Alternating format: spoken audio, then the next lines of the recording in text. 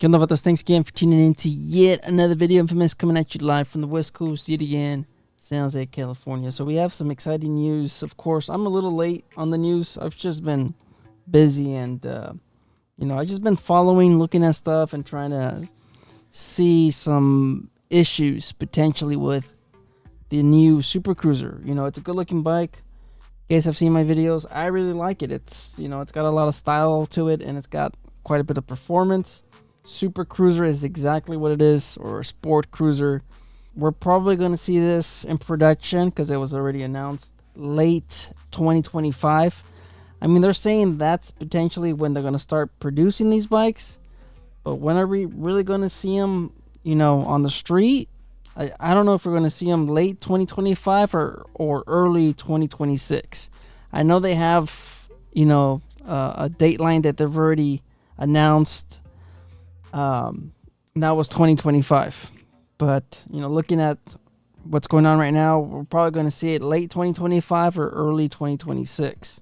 So anyways, it was announced, $25,000, $25,600. Here's another video. Of course, you guys already saw. Buell unveils pricing and availability for Super Cruiser. Looks neat. $25,900. You're really close to that Harley-Davidson touring model price. $26,000. You guys can let me know in the comments, what do you guys think? Is that too much? Is that too rich? Quite honestly, they're giving you bang for your buck, all right, for what you're getting out of the Super Cruiser, all right? You don't have to do a lot of modification to it, all right? If it's anything like the prototype, I mean, this is already, maxed out, all right? You have great suspension, you have inverted forks, all of it's going to be high quality components, unlike your Harley-Davidson where you have to buy it for $20,000 and then sink in another $7,000 on suspension and performance. You guys get what I'm saying? All right, you buy a 2024 bagger from Harley-Davidson, you're gonna have to sink in probably $10,000 because you have to upgrade the suspension and upgrade the engine, the performance, stage 1, stage 2. It goes on and on and on. You gotta upgrade the seat, you gotta upgrade, just everything. The Buell Super Cruiser has a Saddlemen seat. It's got a Memphis shades fairing on it. It's got the inverted forks, and it's going to be premium components. Who knows the final product? But as far as I understand right now, it's going to have premium components, and there's not going to be a lot of shortcuts or anything or Mickey Mousing or anything like that, from what I believe. All right, it's got a TFT display. It's got a lot of tech. It's got a lot of performance. 170 horsepower. It's light. It weighs under 500 pounds. It's got premium components. So for that price, I believe it's pretty good. Right now, of course, they do have some kind of a promotion. If you do pre-order before November 12th, 2024, you will be getting a $2,000 discount on the MSRP, which is a pretty good deal. All right. I mean, who knows what these things are going to go for? Supply and demand, of course. It really depends on a lot of things. I mean, are they going to be giving out discounts on these when they release, or or what's going to happen? Who knows what's going to happen? But if you pre-order, for the $50, which isn't a lot of money, all right, $50. I mean, you could pretty much spend that at Starbucks at one visit with the current economy. All right, and the price, $6 for coffee and then $10 for frappuccino.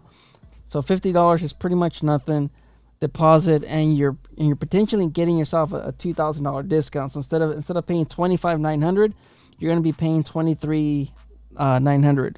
Significant discount, and like I said, I believe it's a refundable deposit. So once they do start calling you, because that's how they've announced that they're going to start calling folks with the deposits first come first serve. You're going to be on the list. They're going to call you and they're going to ask you, are you still interested in picking up the bike?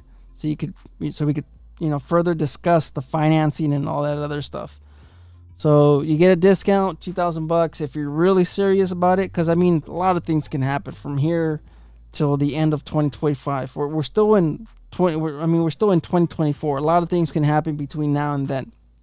So $50, it's a good deal. All right, the bike itself, overall, if it stays like this, like I mentioned, this is the prototype, the overall look, the styling, the performance. There's a lot. All right, so everything's pretty good, but I just have a couple concerns. Just a few concerns as a service writer or someone that has experience as a service writer, wondering about these bikes. Of course, you got to have dealer support. What if there's an issue with this? What if a gasket's leaking, or what if there's a defect? What if there's a warranty issue?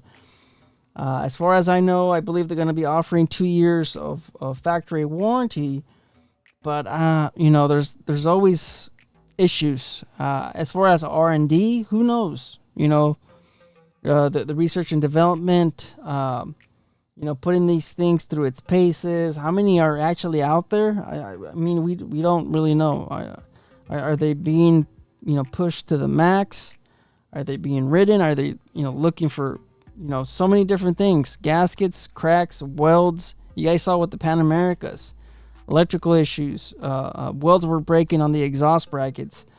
Some of the sensors were failing. Same thing with the 2024 models. The harnesses. What was it? I just had it in my head. The BCMs that they were recently replacing. There's just so many things that could go wrong with year one models. And having the dealer support is, it's something that I would be concerned about as a potential buyer. They don't have a lot of locations here. You guys can see, and a lot of these locations, after looking at them, they're not really, I'm just saying that some of these locations that they have listed, they don't even have a service shop. Yes, you do have a Harley-Davidson, which is one of these California Harley-Davidson. This one right here, this is pretty much the only real dealership out of the list of California. If you go to Dream Ride Motorcycles, they don't have a service shop. I already looked at this. If you look at Ride Eurocycle, which is another location that they have listed on their website as a service center, they don't have a service shop in here either. This is, it's more of a showroom, and that's it. This one, same thing, showroom. They don't have abilities they don't have the location to repair these bikes. Out of the whole list of California that you have here, do they have more? I think they have three locations here in California. Only one of them is actually a dealership that has a service shop. Now, it is a maintenance shop, all right? As far as maintenance, service shop, repair shop, all of those things, it really depends on what you need. Service shop, anybody's going to be able to service your Super Cruiser, all right? It's just a swapping of the fluids. That's pretty much it. It's going to be just like any other bike, all right? They have Revolution Max now, so they're going to know about, the coolant. They're going to know about the oil, the transmission, stuff like that. Your basic routine maintenance, anybody can do. Anybody. You don't need a certified EBR, Eric Buell racing technician or anything like that. Anybody can do the maintenance. So, as far as the maintenance, these are, I would say California Harley-Davidson will probably be the only real service shop as of right now in California. These other locations, I guess this is where you'll be able to look at their bikes, where they're going to have them on inventory. These are pretty much, you guys can see, they carry them all. All right, Royal Enfield, kind of like my Spirit motorcycles here, where they carry, Can-Am, Indian, and different other dealerships. I also noticed this one right here. There's another one in New Mexico, which is actually an Indian dealership. And they're going to be, I guess, having stock of the Super Cruiser and other Eric Buell racing models. So this one, you guys can see, they actually have a service department. All right. So, getting back on that point of the dealer support, you know, that could be an issue. Most of these, like California Harley-Davidson, even though they have a service shop, they're not going to know how to repair these bikes. All right.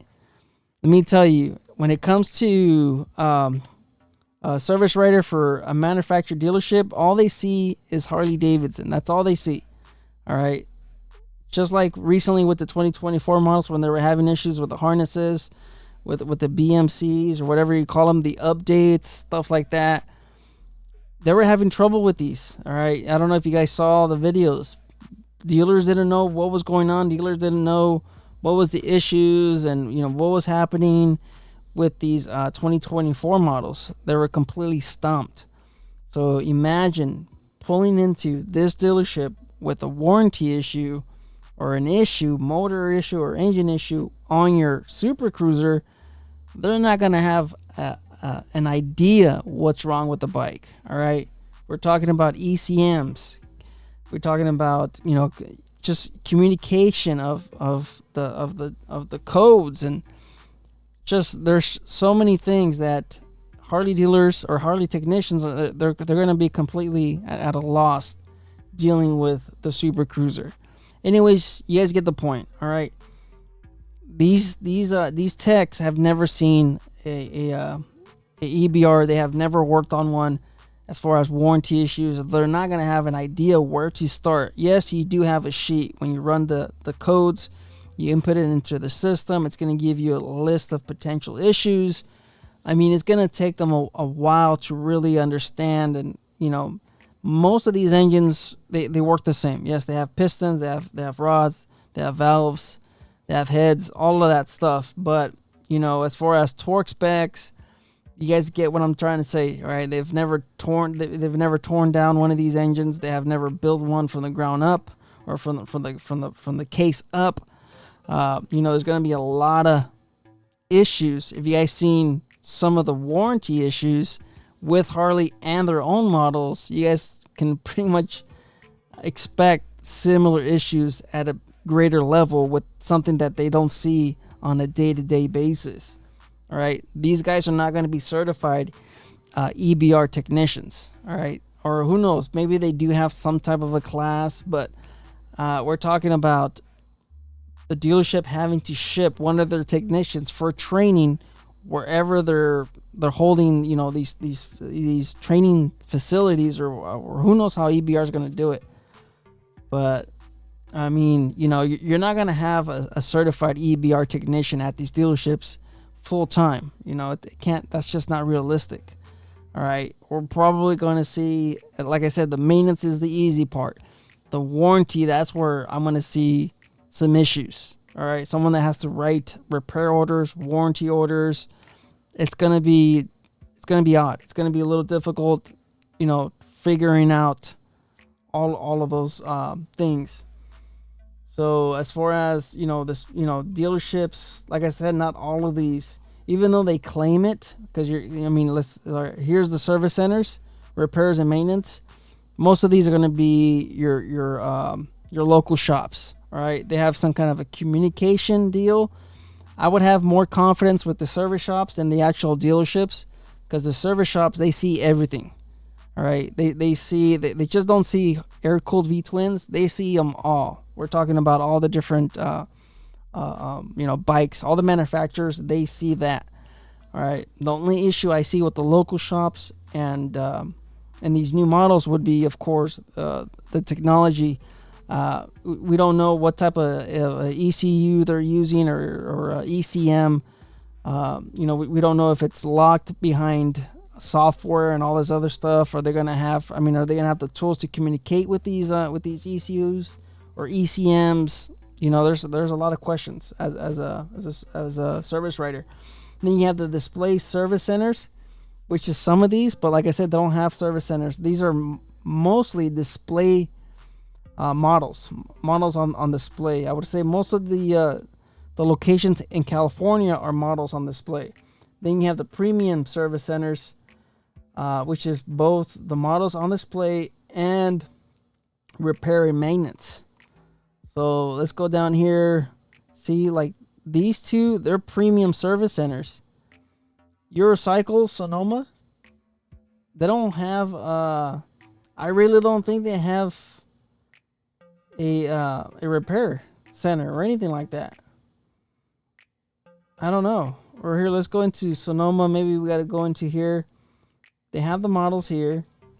Service. Okay, I was wrong, guys. All right, so they do have the service center here at this location. So like I mentioned, for this one, I would have a little bit more confidence because they see liquid cooled engines. They see different models and stuff like that.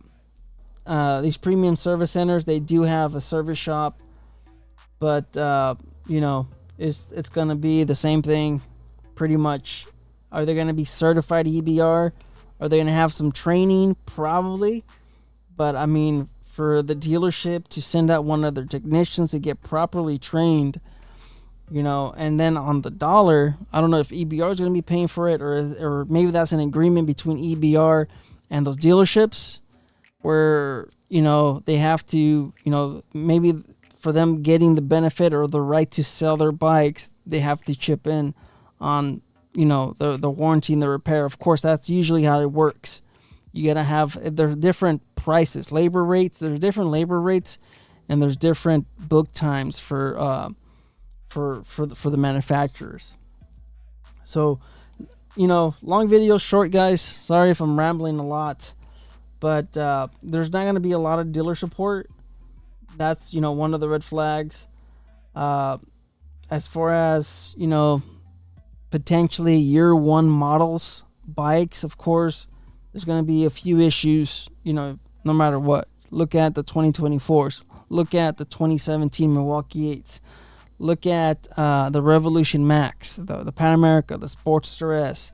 Look at all that. You know, all of them have issues year one. So if you're not near one of these locations, one of these premium service centers, you're going to have some issues. You know, they're going to have to transport your bike. They're going to have them for months, weeks. I mean, some of the 2024 touring model owners, they bought the bike. You guys just saw $1 Million Bogan, another one, bought a brand new bike. He didn't have it for a few weeks. Some of the other guys that I've seen, they've been dealing with the dealerships for months because they have to continually go back and have warranty issues. What was it? One of the guys, 2024s. What is it? What is the guy's YouTube name? He's a pretty big YouTuber, of course. And I believe for the first 2 months was nothing but visits with the dealership. As far as Harley-Davidson, if the Super Cruiser does very, very well, Harley-Davidson's going to have to get into this market. All right. They do have some options. All right. They have the Nightster. It's got that same body style. Not exactly the same, but similar. I mean, the Revolution Max, I've already mentioned, it's a bike where they could really change components and get it to fit. I think Harley-Davidson, if they see that the Super Cruiser is doing very, very good, Harley-Davidson, they could modify the Revolution Max, give it taller suspension, inverted forks. They have all the components. Look at the Sportster S. They could do that. They could do a similar style bike. All right. They could do it. And, you know, considering what Super Cruiser is going for, $25,000, I think Harley-Davidson could probably be somewhere in the $17,000, $18,000 mark. Look at the Indian 101. All right. I would say the Indian 101 and the Super Cruiser are pretty close, you know, just based off of the overall look. I would say, of course, they're not identical, but I think the Scout 101, the way it handles, performs, I really like the bike. You know, I think the 101 could be a pretty good competitor for the Super Cruiser. Of course, the Super Cruiser is going to have a ton more performance, and it's going to have better suspension. Or, you know, no, I'm wrong about that. I would say probably suspension's pretty close, but the performance is, you know, a lot better. But the 101's going to have more dealer support. They're going to have more aftermarket. Of course, they've been around for a little bit longer. The engine has been around, of course. The Speed Plus, the engine's been around a little bit longer. As far as the Super Cruiser, I already made a video on this engine. There's another manufacturer that makes this engine. I believe Eric, the EBR team, they just modify the heads. From what I understand, they modify the heads and they up the displacement on this. I think this one normally is not an 1120, if I remember correctly. I think it's 11. Yeah, so it's 1190. I believe this is. What was this? I believe it was 1120 or something like that. Man, I can't remember off the top of my head. But this displacement, they actually do it at EBR. I believe this one from factory is 1100 or something like that. So they modify the heads and they're able to get 1190 cc's out of this thing. So anyways, long video, guys, long videos. Thanks for watching. Thanks for tuning in to yet another video. You know, I'm excited to see this on the street. I really like the styling of this. Beautiful looking bike. You know, all the components, all the premium components. I mean, these are one of the bikes, just like the Indian Challengers and like most of the Indian models. You're buying, you know, pretty much the best, the top-notch components. You don't have to do a lot of modifying on these bikes. You're not going to have to modify a lot on the, I mean, just in general, you're not going to have to modify the performance or the engine because, I mean, this thing's pushing 170 horsepower. You're not going to have to modify the suspension. It's got inverted forks. It's got a premium monoshock. You're not going to have to modify the seat because it's got a Saddlemen.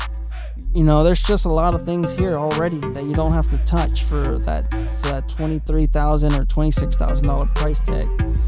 So I think it's pretty good.